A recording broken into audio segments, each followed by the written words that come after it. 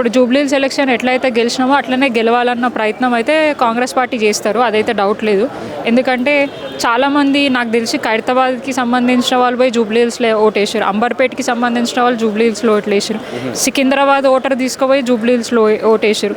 So అట్లా చేయగలిగినవారు సింగిల్గా మళ్ళీ ఖైరతాబాద్ వస్తే గట్లనే ఏమంటారు మళ్ళీ ఈసీని వాళ్ళ చేతిలో పెట్టుకొని, మళ్ళీ పోలీసు వాళ్ళని వాళ్ళ చేతిలో పెట్టుకొని, అధికారులను అందరిని వాళ్ళ చేతిలో పెట్టుకొని మళ్ళీ బై ఎలక్షన్లకి పోవాలని ఎక్స్పీరియన్స్ కదా మీకు ఇప్పుడు జూబ్లీహిల్స్ అనేది ఎట్లా ఎదుర్కోబోతున్నారు? ఒకవేళ నిజంగా అట్లా చేసే ఛాన్సెస్ ఉంటే బీఆర్ఎస్ ఏం స్టాండ్ తీసుకుంటున్నది, దాన్ని ఎట్లా కంట్రోల్ చేయాలి? లాస్ట్ టైం కూడా స్టాండ్ తీసుకొని ఈసీకి మేము ముందే వార్న్ చేసినాం, ఇన్ని దొంగోట్లు ఉన్నాయి, దీని మీద మీరు చర్యలు తీసుకోవాలని చెప్పేసి చెప్పడం జరిగింది. అయినా కూడా ఈసీ మాకేం సంబంధం లేదు, మాకు దొంగోట్లు లేవు, అట్లాంటివి ఏం జరగలేదు అన్నారు. బహిరంగంగా బీహార్లో ఎట్లయితే జరిగిందో గదే పరిస్థితి ఇక్కడ ఉంది. పోలీసు వాళ్ళతో బెదిరించారు, రౌడీలతో బెదిరించారు, కేసులు పెడతామన్నారు, పైసలతో కొన్నారు, దొంగోట్లు వేసి చిన్న చిన్న పిల్లలు మీ మీడియా ఛానల్లోనే చూడడం జరిగింది. 8th క్లాస్ 9th క్లాస్ పిల్లలు బుర్ఖాలు వేసుకొని పోయి వాళ్ళు ఓట్లు వేయడం జరిగింది. మేము డైరెక్ట్గా కొంతమందిని దొంగ ఓటేసి ఈమె కాదని చెప్పి పట్టించినా కూడా పట్టించుకోలేదు.